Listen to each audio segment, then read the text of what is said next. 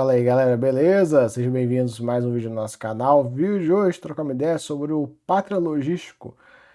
Mais uma vez acompanhando e vamos ver como é que tá o Pátria Logístico. O Pátria Logístico que tá aí numa situação bem mais confortável do que alguns meses atrás, né? É um ponto interessante para a gente ver o fundo, independente de fusão, incorporação e tal, a gente sabe desses rumores, mas o operacional do fundo tá muito bom, né? O fundo tá chegando numa fase boa aí, frente aos últimos meses. A cota deu uma esticada e agora devolveu parte da alta, né? Quando começou os rumores de incorporação, a cota andou bastante, mas a priori essa incorporação ainda não aconteceu, a gente nem sabe se vai acontecer, mas assim, é aquela coisa que eu falo, né? É só a gente pensar um pouco e ser um pouco lógico. Tem sentido uma gestora ter 3 fundos de logística? Aí vai muito de cada um. Para mim, não faz sentido algum, mas ok, né?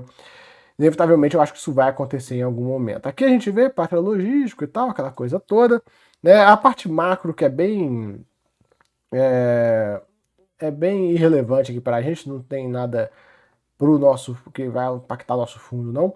Aqui o ponto principal que a gente teve recentemente que foi a questão da mudança, né, do Augusto e do Bruno, que saíram aí do dia a dia dos fundos da Pátria, né? E agora fazem parte de um comitê estratégico. A gente já comentou, cara, todos os vídeos eu faço o mesmo comentário, mas enfim, tem que fazer, né? Porque vocês não assistem, pode ser que vocês não assistam todos. O ponto principal desse comitê é o seguinte: qual é o poder desse comitê? Resumindo bastante o que eu já falei no vídeo de HGRU, de HGLG. Qual é o poder desse comitê? Esse comitê tem poder de veto de alguma coisa? Ou é só um comitê figurativo, só para dar algum tipo de consultoria? Mas assim, os caras podem falar assim, vai por aqui. O pessoal, não, não vou, obrigado, vou por ali. Não dá para saber. Então ficou muito mal contada essa história e seria bom que fosse explicar de forma um pouco mais decente. Mas ok. Tem alguns indicadores. O fundo pequenininho, 400 milhões de reais, patrimonial 96, liquidez de 1 milhão e 200. E aqui a gente vê da receita de 71 centavos, resultado de 62, pagamento de 57, então fez 5 centavinhos de reserva. Legal. Nesse mês, as movimentações de locatário ficaram aqui para finalzinho de julho, né? Que foi aqui o seguinte: Nissan ocupando 24 mil metros lá em Itatiaia, né? 6 módulos que eram ocupados pela SEB, são 10 total, então já foi 60% aí dos módulos ocupados pela SEB. E ainda faltam 4 módulos, eles estão trabalhando para conseguir alugar eles. E a Shopee vai assumir o galpão inteiro em Jundiaí 2, excelente notícia, zero a vacância nesse imóvel, deixa esse imóvel bem mais líquido, né? Lembrar que esses galpões de Jundiaí, tanto um quanto dois, são galpõezinhos pequenininhos e tal. Então, assim, não é muito o ideal, né, galera? Eu sempre falo isso, gente. A gente precisa que nossos fundos de logística comecem a mirar em galpão AAA, galpão grande, porque senão, cara, eu fico. A gente tem que ter a visão futura.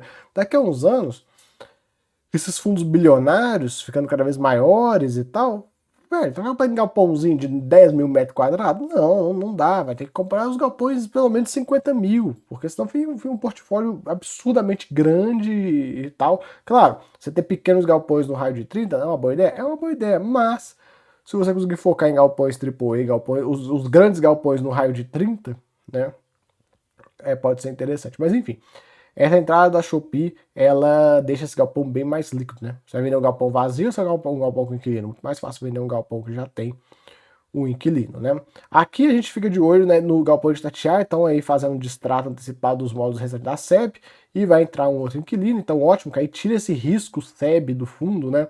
Era uma coisa que se materializou, acabou, né? Quando a cota do fundo caiu bastante, foi por causa desse risco SEB. A SEB falou que ia sair, o mercado começou a precificar o fundo sem a SEB. Sendo que faltava, sei lá, do momento aqui, faltava a SEB sai meio do ano que vem, que era pra sair. Então faltava 2 anos, praticamente. E o pessoal já tava, num ano e meio, né? O pessoal já tava precificando o fundo, né? E aí a cota chegou a bater R$ 40 e agora se recuperou. E a tendência nos próximos meses, com essa saída total da SEB e entrada de novo inquilino, é que o mercado ainda precifique ainda mais um pouquinho, né? E lá no galpão de Ribeirão das Neves, mais conhecido como Ribeirão das Trevas, né? Eles estão aí trabalhando para assinar aí um contrato nas próximas semanas. Para quem não conhece Ribeirão das Neves, galera aqui de BH tem essa sacanagem que a gente chama de Ribeirão das Trevas, porque é perigoso para caralho esse lugar. Então, Ribeirão das Trevas. É... Então a gente vê, né, essa questão toda do tudo que está acontecendo dentro do fundo, a vacância deve zerar, praticamente zerar, né? Vai sobrar 437 metros de escritórios no galpão lá de Ribeirão das Trevas. Então, assim, irrelevante para o fundo. Então vai praticamente zerar a vacância, digamos a vacância, como é que eu posso falar? A vacância operacional mesmo, que é diária de galpão e tal. Enfim, então a gente vê, isso deve dar uma melhorada aí na cotação. O fundo paga 57 centavos, tem gordura para pagar mais se quiser, né? Aqui o ADRE, a gente vê o fundo ainda fez reserva, 5 centavos de reserva e tudo, tá com uma gordura boa. O fundo não tem alavancagem, não tem nada, ele é praticamente passivo, né, gente? Ele é praticamente um fundo passivo. Aqui o Jundiaí 2 ainda não aparece, mas em breve vai aparecer aqui a receita do Jundiaí 2, né? Isso é bom que também vai ajudar a dar um incrementozinho na distribuição do fundo.